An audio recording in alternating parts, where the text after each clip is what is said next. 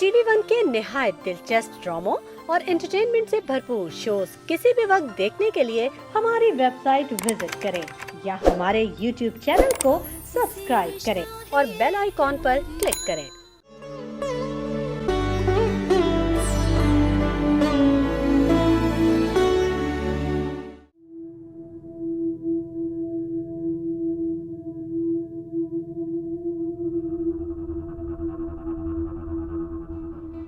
मेरी 1 महीने बाद शादी है ना, शाबाश बता दे जेवर कहाँ रखा है, बता।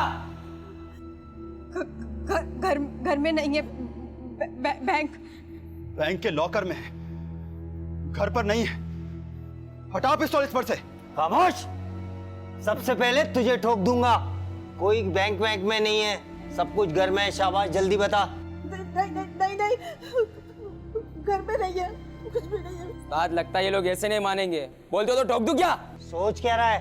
ठोक दे। नहीं खुदा ऐसा नहीं करना, ऐसा नहीं करना। मेरी बेटी को माफ कर दो खुदा के लिए। मेरी बेटी का कोई कसूर नहीं है, हमें माफ कर दो। जेवर बैंक में है, घर में कुछ भी नहीं है। घर में जो कुछ भी है ले जाओ, सब ले जाओ, लेकिन हमें माफ करना। हमें मुझ तक आओ, हम मरना नहीं चाहते। मैं मरना नहीं चाहता, खुदा के लिए हमें माफ कर दो। ले जाओ।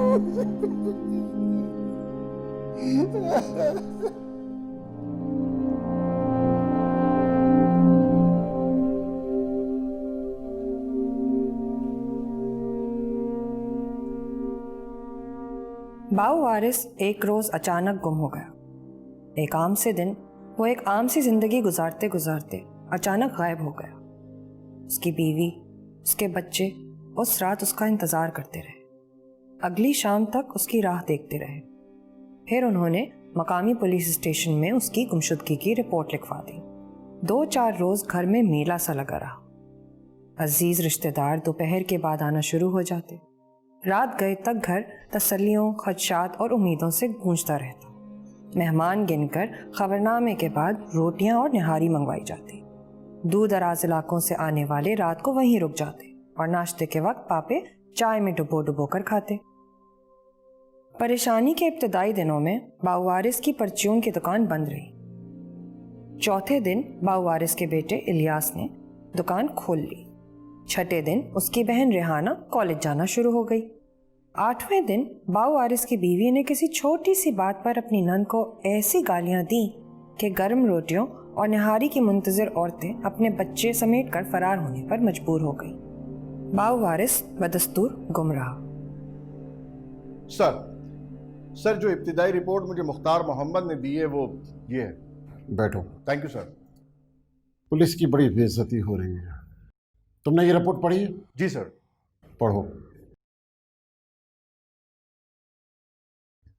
मैं इलाके के मुतअद्दिद अफराद से मिलने के बाद इस नतीजे पर पहुंचा कि बाऊ वारिस, जिसका पूरा नाम मोहम्मद बाबू वारिस था, एक शरीफ, बाकिरदार और मेहनती आदमी था। 30-35 साल कबल वो सरगोदा से कराची आया, फिर वो यहीं का होके रह गया। 25 बरस कबल उसने किरियाने की दुकान खोली और फिर अपनी मेहनत से उस दुकान को और बढ़ा लिया। पूरा महल्ला उसी से ही सारा घर का सामान खरीदता।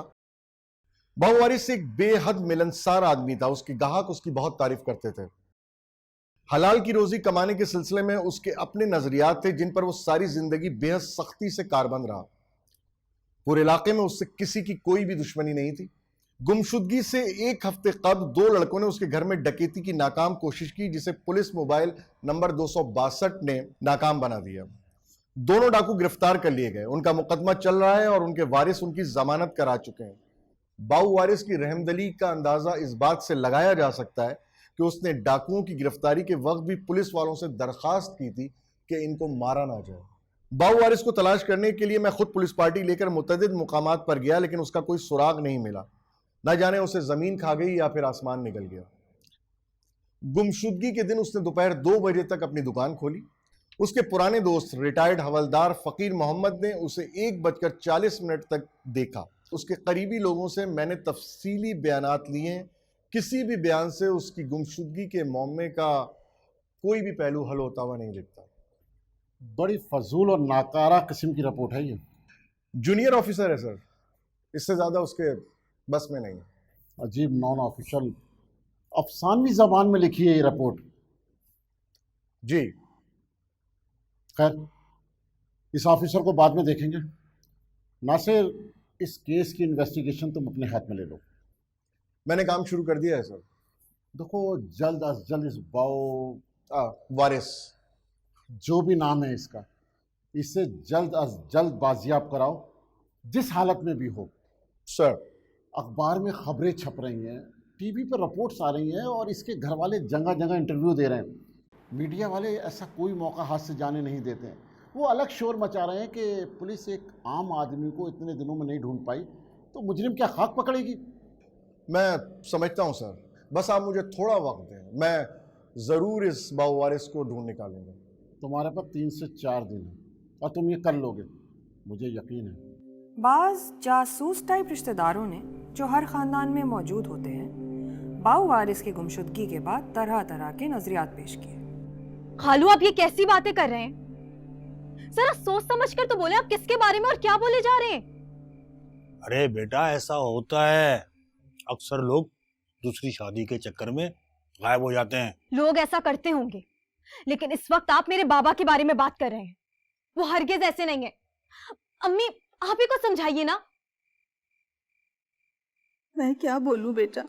अरे ये क्या बोलेगी, इसे तो मैं सालों से बोल रहा हूँ कि उस पर नजर रखो।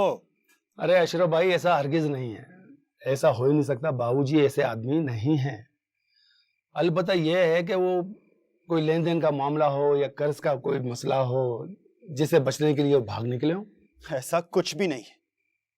बाबूजी के कारोबार और पैसे के मामले में एक अरसे से उनके साथ देख रहा हूं। वो मुझसे कुछ भी नहीं छुपाते थे। कोई 2 रुपए का भी कर्ज नहीं है बाबूजी पर। वो तो खुद ना जाने उल्टा लोगों की मदद करते थे और कभी पलटकर उन्होंने किसी से पैसे नहीं मांगे। सच्ची बात तो ये है कि हम अंदाजे ही लगा सकते हैं बाऊ किस तरह गुम होने की वजह वाकई ढूंढना बहुत मुश्किल है। खालू, हर कोई यही कह रहा है कि बाऊ जैसे बेजरत सादा और प्यारे इंसान का इस तरह यूं गायब हो जाना किसी को समझ में नहीं आ रहा है। बाबा खुद से तो हमें यूं छोड़कर नहीं जा सकते।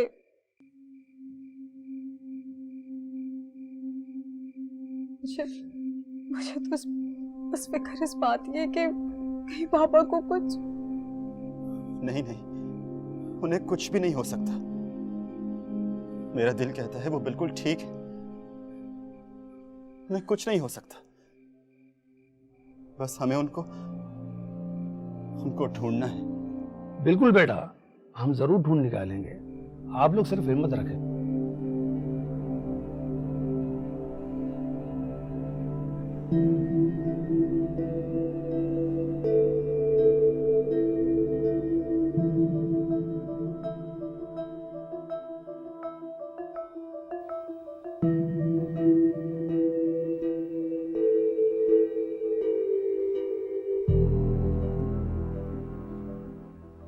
इंस्पेक्टर नासिर ने बाऊ वारिस के घर और दुकान के इर्द गिर्द तफ्तीश का जाल फैला दिया।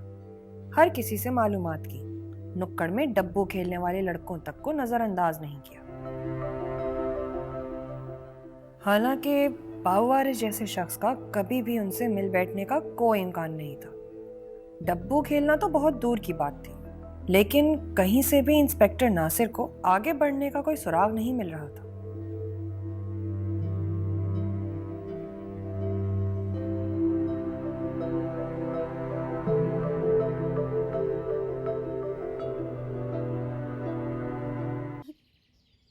मुझसे क्या पूछते हो? पुलिस तुम हो या मैं?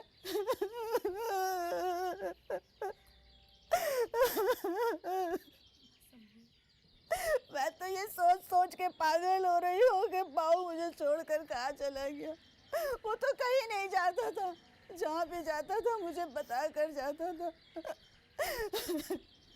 इंस्पेक्टर साहब इतना सीधा आदमी था। हर किसी का ख्याल रखना, हर किसी से प्यार करना, महल्ले वालों का ख्याल रखना, शादी कभी में शरीक होना। मैं बहू की 2 महीने से बातें बोले जा रही हूँ और बातें के खत्म ही नहीं होती। एक के बाद एक बात याद आ जाती है। बस अम्मी।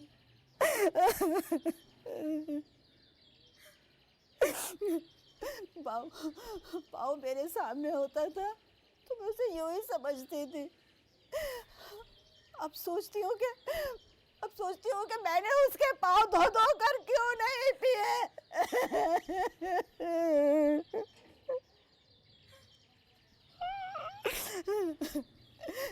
इंस्पेक्टर साहब, मुझे फिल्में देखने का बहुत शौक था।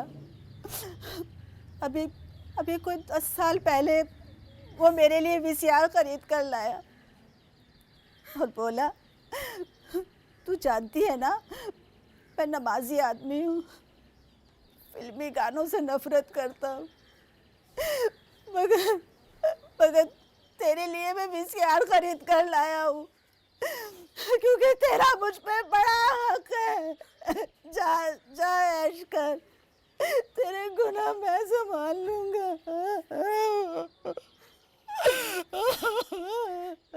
हौसला करें अम्मी। मैं क्या क्या बताऊँ आपको इंस्पेक्टर साहब।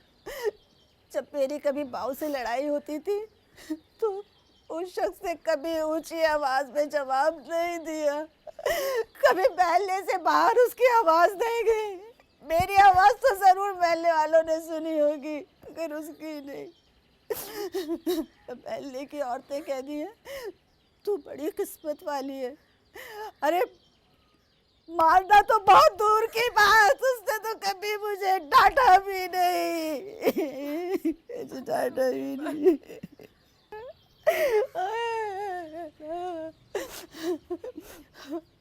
और वो जो हमारे घर में डकैती हुई थी, जो डाकू घुस आए थे हमारे घर में, उन्होंने पिस्तौल दिखाकर हमें डराया धमकाया और बुरी बुरी गालियां दी, बहुत बुरी बुरी। अगर उनके पास पिस्तौल नहीं होती ना तो मैं और मेरा बेटा उन्हें चीर कर रख देते। इलियास को तो देखा है ना आपने, जवान खून तो गर्म ही होता है, मगर क्या करें, बाऊ ने हमें काबू में कर रखा था। बाऊ के आगे मिन्नत समाजत करे, हाथ जोड़ के गिरा रहा कि भाई हमारे पास सिर्फ ये 3-4 हज़ार रुपए और बच्चे के जहेज के लिए जो सामान जमा किया था बस ये है, तुम ले जाओ, सब ले जाओ, हम बहुत गरीब हैं, मगर गोली मत चलाना। इस बात पर मैं बिगड़ी भी कि तुम्हें क्या जरूरत थी इन हरामजादों के आगे मिन्नत समाजत करने की, मगर क्या करें। और वो उस दिन फकीर मोहम्मद भी हमारे दरवाजे पे आ गया। उसे शक हुआ कि अंदर कोई ना कोई वारदात हो रही है। फिर तो तुम जानते हो ना कि क्या हुआ। पता नहीं मेरा बहू कहाँ चले गया, वो मैं छोड़कर नहीं जा सकता। बहू कहीं नहीं जा सकता, उसका तो कोई दुश्मन भी नहीं है जो उसे नुकसान पहुंचाए, और कोई दोस्त भी नहीं है जहाँ वो रहे उनके पास जाकर और अपने घर वालों को भूल जाए। वो तो अपने बच्चों से, अपने महल्ले वालों से सबसे बहुत प्यार करते थे। मेरा बहू कहाँ चले गया। इंस्पेक्टर साहब, जो भी मेरे बहू की खबर लाएगा ना और उसकी खुशखबरी देगा, मैं उसकी नौकरानी बनकर रहूंगी सारी जिंदगी और उसको इतने पैसे दूंगी, इतने पैसे कि वो सारी जिंदगी ऐश करेगा। बस अल्लाह रसूल के वास्ते मुझे मेरा बहू बुला दे, मेरा बहू कहाँ है बता दे। मैं क्या क्या याद करूँ बहू। मेरी समझ में तो ये नहीं आता कि तुम लोग किस तरह की तहकीकात करते हो। एक शख्स गायब हो जाता है और तुम लोग तहकीकात करते रहते हो। अरे एक्शन करो, एक्शन, फौरी कार्रवाई। 1.5 माह का अरसा हो गया, अभी तक तुम लोग एक गुमशुदा शख्स को तलाश नहीं कर सके, तो इन मुजरिमों को क्या तलाश करोगे?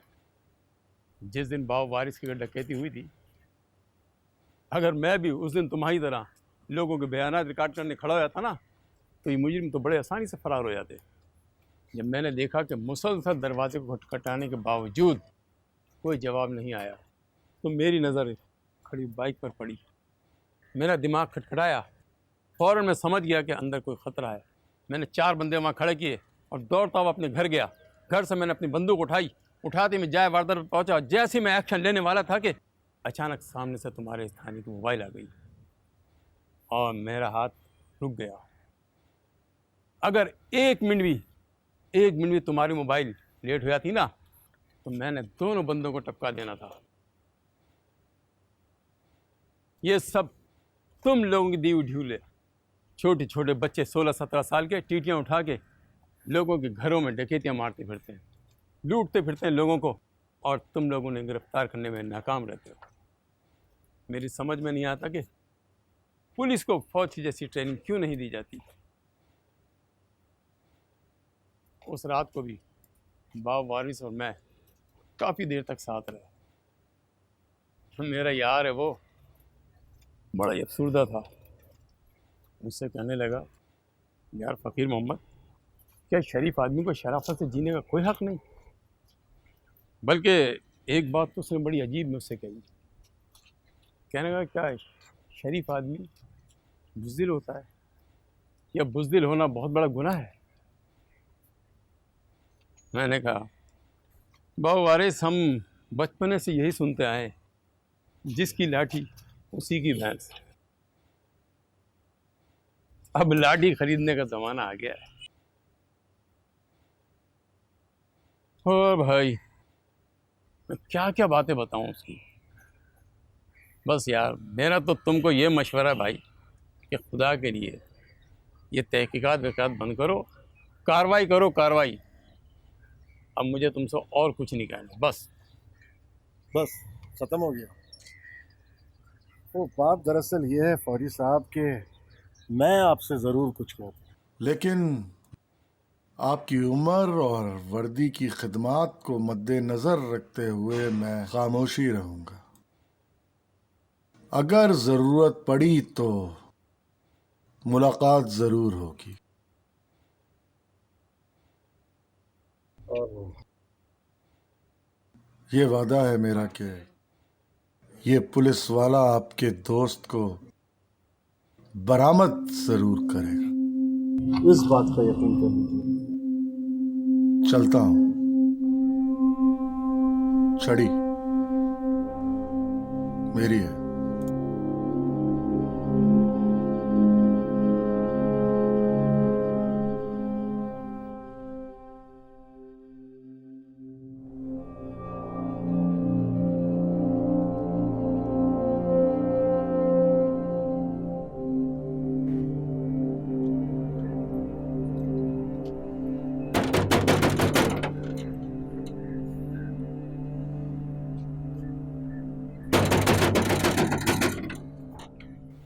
बस आप वो ढूंढ रहे हैं। देखिए आंटी, आपकी साइकिल। मेरे बेटे की मोटरसाइकिल, मेरे मरहूम शौहर की वेस्पा थी वो। जी वही। लेकिन आप भी तो देखिए ना, 16 साल पहले चोरी हुई साइकिल, अरे माफी चाहता हूँ, वेस्पा, उसकी रिपोर्ट आप आज करवा रही। अब थोड़ा मुश्किल तो होगा ना। भाई, हमारा किसी पुलिस वाले से कोई जान पहचान ताल्लुक नहीं है, और हमारे खानदान में भी कभी कोई पुलिस स्टेशन नहीं गया। ठीक है, मैं समझ गया, मैं पूरी कोशिश करूंगा। लेकिन अभी आप मुझे बाव के बारे में कुछ तफसील से बताएं। देखो बेटा, मैं कोई लंबी चौड़ी बात तो करूंगी नहीं। अल्लाह जानता है, मैं वारिस को भाइयों की तरह समझती थी, और वो भी मुझे बहनों की तरह इज्जत देता था। शादी के बाद ये दोनों मियाँ बीवी हमारे पड़ोस में आके रहने लगे। वो बड़ा इज्जत करने वाला आदमी है, और उसकी बीवी ज़रा ज़बान की तेज़ है। अल्लाह जानता है, मैं उसको अक्सर समझाया करती थी कि देख, अपने मियाँ की कदर किया कर। पर जो नादान होता है ना, वो तो नादान ही रहता है। अल्लाह जानता है बेटा, बाव वारिस के गुम होने के बाद हमारे घर एक हफ्ता टीवी नहीं चला। मेरा मियाँ उसकी इतनी इज्जत करता था। हमारे घर में कभी ऊंच नीच हो जाती थी। तू तो जानता है बेटा, मारपीट किस घर में नहीं होती है। सारे मर्द अपनी जनानियों को मारते हैं, इसमें शर्म कैसी। जब मेरा मियाँ मुझे मनाता था तो मैं बाव वारिस की मिसाल देती थी कि देखो वो अपनी बीवी को कैसा फूलों की तरह रखता है। तो पता है मेरा मियाँ क्या कहता था? कहता था, वारिस तो फरिश्ता है फरिश्ता, तू मेरा मुकाबला फरिश्तों से ना किया कर। कभी कभी सोचती हूँ कि अपनी बीवी की रोज़ रोज़ की झिकझिक से तंग आकर तो कहीं नहीं चला गया। अरे बेटा, मर्दों का तो तुझे पता है ना, कितने बेसब्रे होते हैं। कभी घर बदल लेते हैं, कभी बीवी बदल लेते हैं, बहुत ही बेसब्रे होते हैं। मुझे एक ख्याल आता है, कहीं उसने भी अपनी ज़िंदगी बदल ना लियो। पर वो ऐसा है नहीं, वो तो मर्द ही दूसरे होते हैं। बस बेटा, इससे ज़्यादा मैं कुछ नहीं जानती। बेटा, वो मेरी मोटरसाइकिल का तो कुछ हो जाएगा ना? हाँ जरूर, उसी काम से जाओ।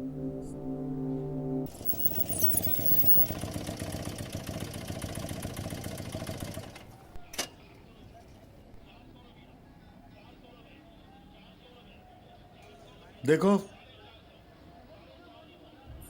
तो मुझे अपना दोस्त ही समझो। मुझे कुछ अंदर की बात बताओ, अंदर की, वरना मैं तुम्हारे बाबूजी को ढूंढ नहीं पाऊंगा। मुझे तो अब तक यकीन ही नहीं आ रहा कि ये क्या हुआ। मेरा दिल मानता ही नहीं कि बाबूजी कहीं जा सकते हैं। पहले तो सच्ची बात यह है कि मुझे अगवा का शुबा हुआ था। मुझे तो लगा कि 2-4 दिन बाद मुझे कोई कॉल आएगी और डाकू मुझसे पैसे की डिमांड करेंगे। मैं तो सोच भी बैठा था कि मुझे घर बेचना पड़ जाए। लेकिन जब कुछ दिन गुजरे तो अगवा वाली बात मेरे दिल से उतर गई।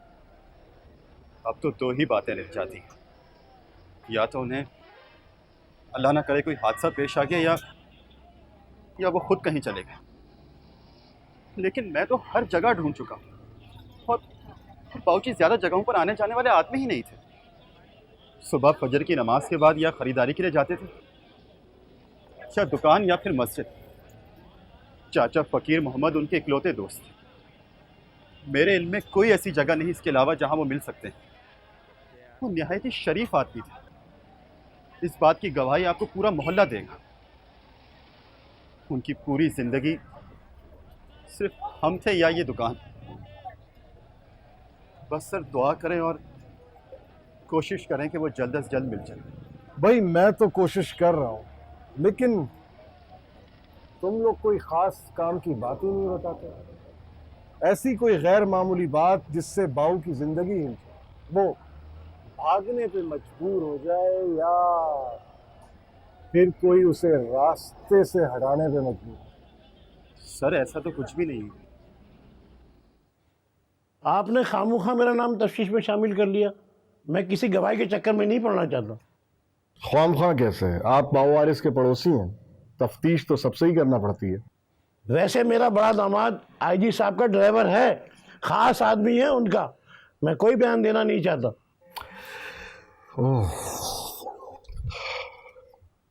क़िबला, आप तो बड़े ही ताल्लुकात रखने वाले आदमी निकले। चलें, फिर ऐसा कीजिए कि आप कोई बयान ना दें, महल्लेदारी के नाते ही हमें कुछ बता दें, फिर वो आपके आईजी साहब की बात भी कर ही लेंगे। वैसे तो मैं हज़ारों आदमियों को जानता हूँ। ये बात बड़ी गलत है कि हर जानने वाले के गुम होने पर मुझे बयान रिकॉर्ड कराना पड़े। मेरा बड़ा दामाद आईजी साहब का ड्राइवर है, ख़ास आदमी है उनका। इसलिए मुझ में इतनी हिम्मत है कि मैं ये कह सकूं, और मैं कुछ कहना नहीं चाहता। अस्सलाम वालेकुम। अरे रुकिए भाई, आपने इतने काम की बातें बताई हैं तो एक काम की बात और बता दीजिए। वो आपके आईजी साहब के ड्राइवर का नाम क्या है? हो सकता है कि हमें भी कुछ काम पड़ गया। अच्छा छोड़िए ड्राइवर को, वो आईजी साहब का नाम ही बता दीजिए। उनका नाम उनका नाम तो आईजी साहब ही है। अच्छा, बड़े अंदर की बातें बताया आपको। अब देखिए ना, मैं इस महकमे में हूं, लेकिन मुझे नहीं पता था कि आईजी साहब का नाम आईजी है। बड़े ज़हीन आदमी हैं आप। बाऊ वारिस के घर डकैती के वक्त इतला मिलते ही मैं वहां पहुंचा। हमने फौरी कार्रवाई करते हुए डाकुओं को गिरफ्तार कर लिया, मगर मुझे याद पड़ता है कि बाऊ वारिस उस वक्त सख्ते किसी कैफियत में था और दीवार के सहारे खड़ा था। मैंने उसके कंधे पर हाथ रखकर तसल्ली देते हुए कहा, चाचा जी फिक्र ना कर, इन मुजरिमों को उनके किए की सज़ा ज़रूर मिलेगी। उसने सर हिलाया, मगर मुझे ऐसा लगता है कि जैसे उसने मेरी बात सुनी ही ना हो। बस मैं यही ख़ास बात रिकॉर्ड में लाना चाहता हूँ। ये तो कोई ख़ास बात नहीं। और कोई ख़ास बात बताओ। शायद डर गया होगा उस वक्त। सर बहुत ढूंढा, कोई ख़ास तो क्या, मामूली सी ख़ास बात भी सामने नहीं आई।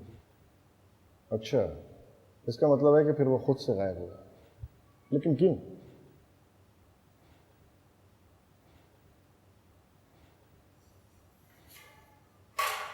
साहब मैं गरीब आदमी, साहब मुझे छुड़वाएं साहब। साहब मैंने, अरे मैं क्या छुड़वा तुझे, मैंने तो खुद तुझे 6-7 दफा अंदर किया। साहब मुझे छुड़वाएं साहब। अच्छा ये तूने 16-17 साल पहले कोई वेस्पा वगैरह चोरी किया था? नहीं साहब, मैंने पहले भी कोई चोरी नहीं की, अभी भी कोई चोरी नहीं की। इंस्पेक्टर नासिर खान अब ये सोचना शुरू हो गया था कि शायद उसका अपने पहले नाकाम केस से वास्ता पड़ चुका है। इतना सर तोड़ने के बाद भी बाऊ वारिस का कोई सुराग उसके हाथ नहीं लगा था। सब लोग बस वही चंद बातें दोहराते रहते। लेकिन नासिर खान की छठी हिस्स उसको ये भी कह रही थी कि इन्हीं सब बातों में कोई एक बात ऐसी है जिसमें बाऊ वारिस की गुमशुदगी का राज पोशीदा है। अगर वो बात इसकी समझ में आ जाए तो फिर यकायक एक ख्याल उसको खटकने लगा। चंद अल्फाज उसके दिमाग में गूंजने लगे।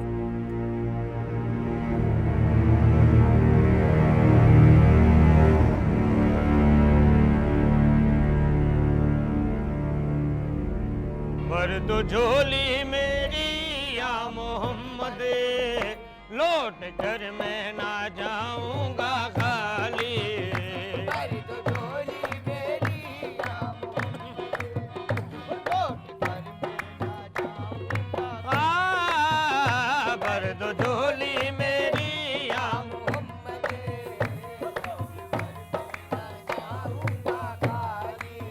तुम्हारे आस्थान से ज़माना क्या नहीं पाता। तुम्हारे आस्थान से ज़माना क्या नहीं पाता। कोई भी दर से खाली मांगने वाला नहीं जाता। भर दो झोली मेरी ताजदारे मदीना, भर दो झोली मेरी सरकारे मदीना, भर दो झोली मेरी। आपके दर से खाली अगर जाऊंगा, आपके दर से खाली अगर जाऊंगा, ताना देगा बाऊ वारिस।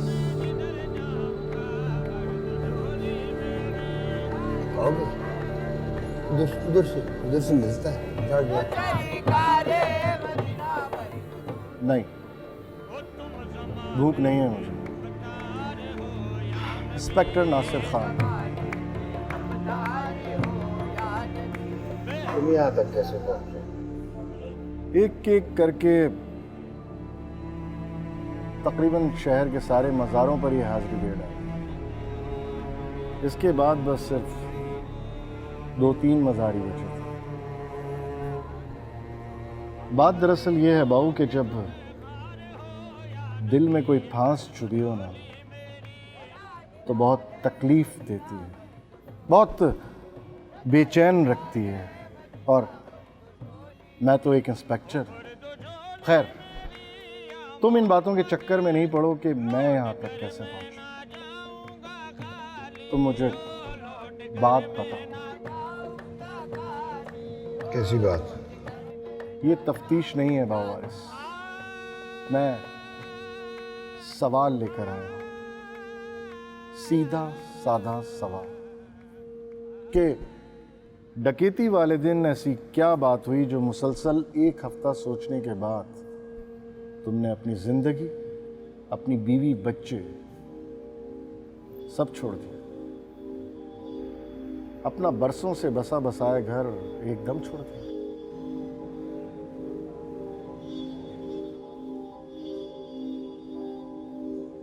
तुम ज़हीन आ गए।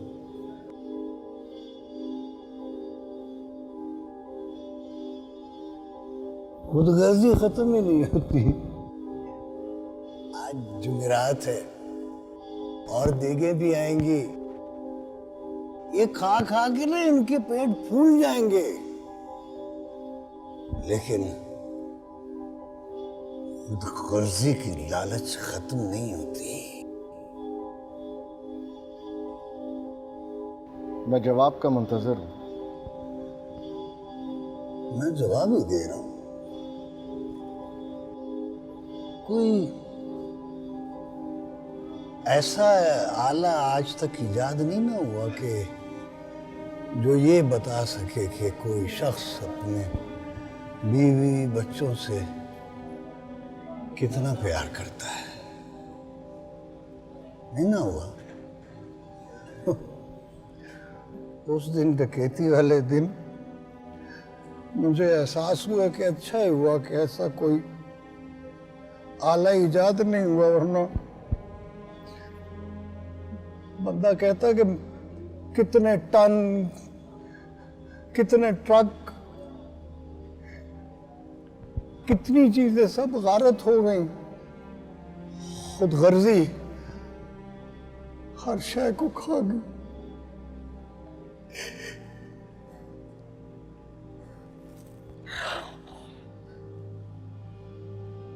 पिस्तौल की भयानक नाल अपनी जानिब उठी हुई देखी तो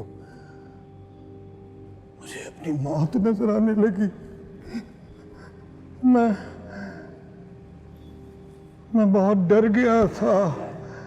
मेरी टांगे कांपने लगी थी, मेरी आवाज अटकने लगी थी। खबरदार जो किसी ने जरा सी भी होशियारी दिखाई। और आंखें नीचे कर बुड्ढे, तेरे जैसे बोट टपका है मैंने, नीचे कर। और ये बता जेवर कहाँ है?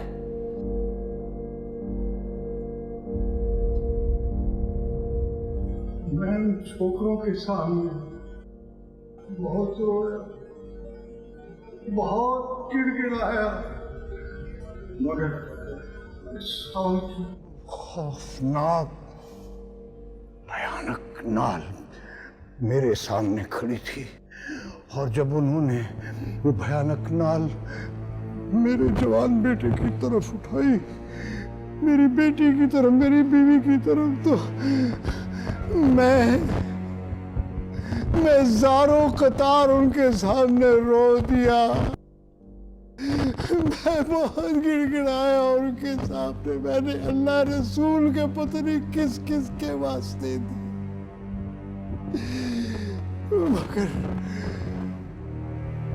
मगर वो खौफनाक पिस्तौल की नाल मौत बनकर सामने खड़ी थी।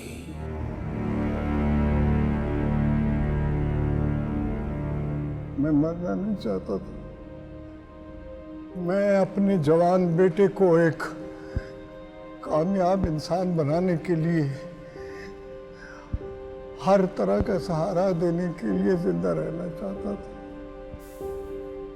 अपनी बेटी को 6 महीने बाद रुखसत करना चाहता था। अपनी बीवी को उसके सर के साई के बगैर जिंदा रहने के लिए तन्हा नहीं छोड़ना चाहता था। यही मेरी कुल कायनात थी। न मैं उनसे महरूम होना चाहता था, न अलग होना चाहता था। बाबूजी, इंसान को इतना भी बुज़दिल नहीं होना चाहिए। आप थोड़ी हिम्मत तो दिखाते, मेरा साथ तो देते। मैं समझ गया कि अगर मैं उसका बाप ना होता तो वो ये जुमला गाली के साथ पूरा करता। और मेरी बीवी ने कहा, क्या तुम औरतों की तरह उनके आगे गिड़गिड़ा रहे थे, मिन्नतें कर रहे थे? अरे मर्दों की तरह सामने आना चाहिए था। ऐसा नहीं होता है बाऊ, बहुत देखे हैं ऐसे लफंगे। मेरी बेटी कुछ न बोली, लेकिन उसकी आंखों में गुस्सा था इस बात का कि उसका बाप कितना शरीफ आदमी है, कितना बुज़दिल है, कितना डरपोक है, जो किसी के सामने बोल भी नहीं सकता।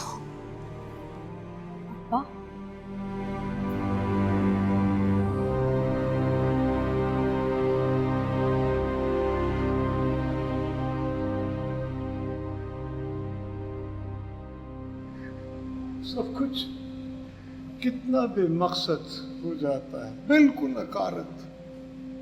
जैसे बेगर्ज मोहब्बत के पौधे में खुद गर्ज मोहब्बत के कड़वे फल निकल आए। इतने महीनों, इतने बरसों की अंधी मोहब्बत के बाद उन्होंने मुझे बुज़दिल, नामर्द, ज़नख़ा तक कह दिया मेरे मुंह पर। शरीफ आदमी को सब लोग डरपोक समझते हैं।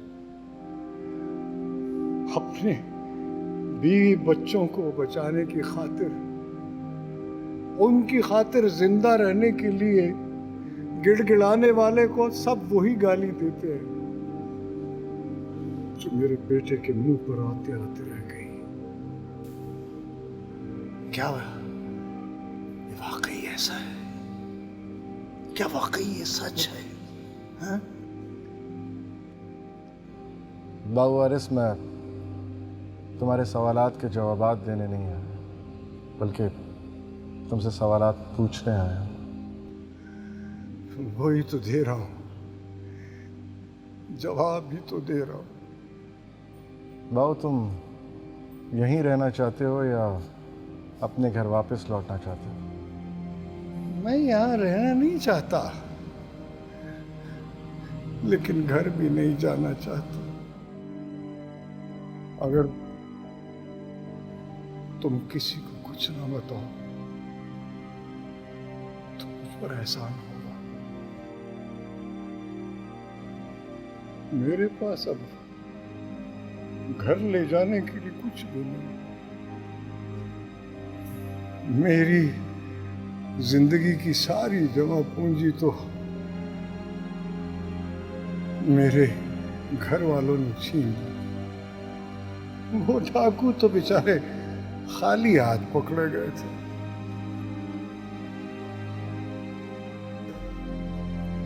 अब मेरा यहाँ कोई काम नहीं, मैं चलता हूँ।